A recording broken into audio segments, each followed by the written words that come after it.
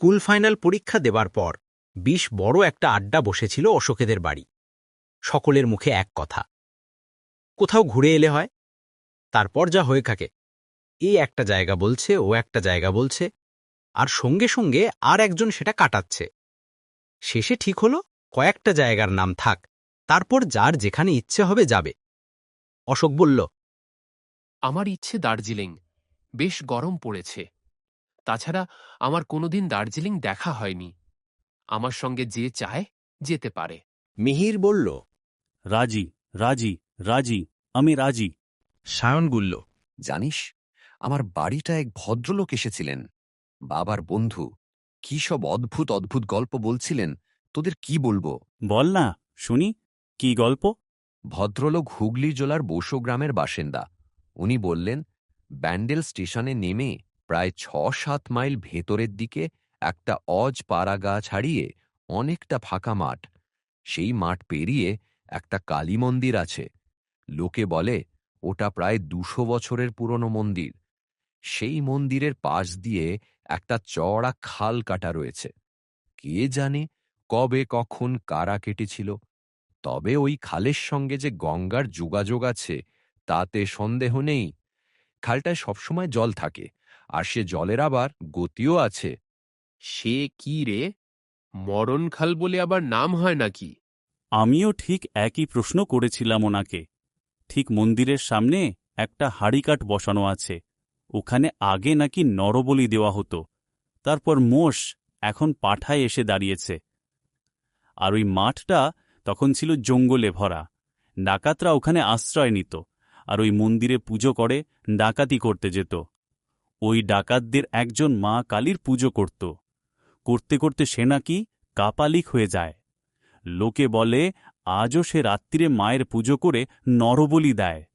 রাত ২টোর পর দূরের গ্রামের লোকেরা শুনতে পায় কি যেন জয় মা বলে চিৎকার করছে আর ঘণ্টা বাজাচ্ছে। আরে, কি বলছিস যাতা? ২০০ বছর কোনো মানুষ বেঁচে থাকতে পারে? দেখ, ওসব বদমাশ লোকের কাজ, গ্রামের লোককে ভয় দেখিয়ে জায়গাটা হাতাবার মতলব। যা বলেছিস। চল সায়ন, আমরা নিজের চোখে ব্যাপারটা দেখে আসি।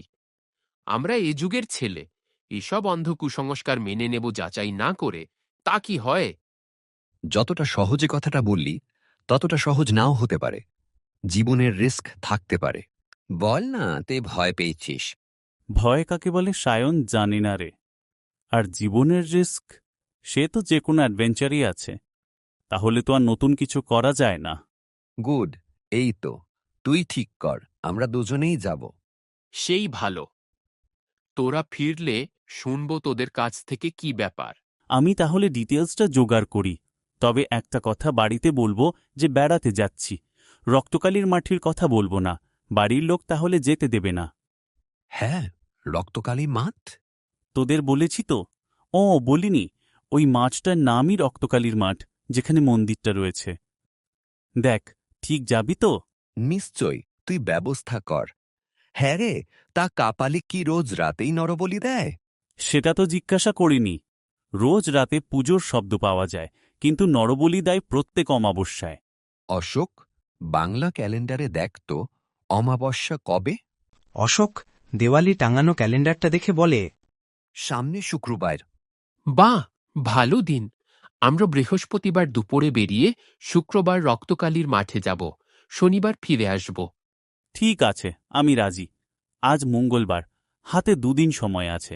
এর মধ্যে সব খবরাখবর নিয়ে আমরা রওনা হব।